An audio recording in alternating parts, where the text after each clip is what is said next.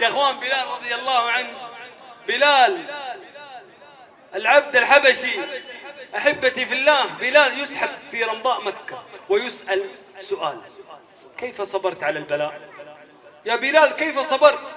يقول: مزجت حلاوة الإيمان ومرارة العذاب، فطغت حلاوة الإيمان على مرارة العذاب فصبرت على البلاء. القلوب يا اخوان إنها لا تعمى الأبصار ولكن تعمى القلوب التي في الصدور. كيف قلبك مع الله سبحانه وتعالى؟ والله يا اخوان مطنوخين وعندهم زلط، ولكن والله يا احبة في الله جلست مع احد الاحبة واحد الطلاب، والله يا اخوان يقول: استاذ منصور انا ماني مبسوط، انا ماني مبسوط. قلت له: يا فلان انت تروح تسافر خميس وجمعه ما تجينا الا الساعه الا يوم الاثنين تداوم، يوم الثلاث تداوم، وتقول لي انا طفشان؟ اقسم بالله سالته قلت له: لو سمحت يا حبيبنا الغالي اعطيني بس قلبك دقيقتين بس.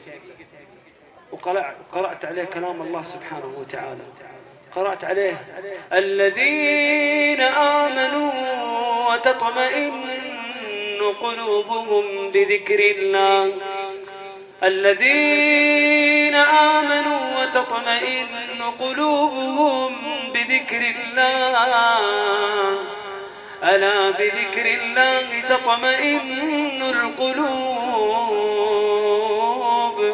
الذين آمنوا وعملوا الصالحات طوبى لهم، طوبى لهم وحسن مآب. والله يا اخوان ما كثر ولا قلل، ما رد علي. تدري ايش رد علي؟ سوالي زي كذا،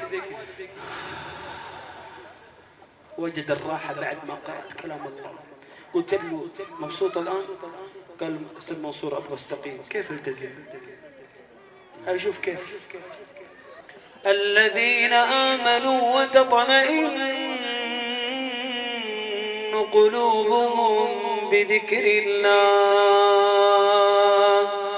الذين آمنوا وتطمئن قلوبهم بذكر الله، ألا بذكر الله تطمئن القلوب، ألا بذكر الله تطمئن القلوب،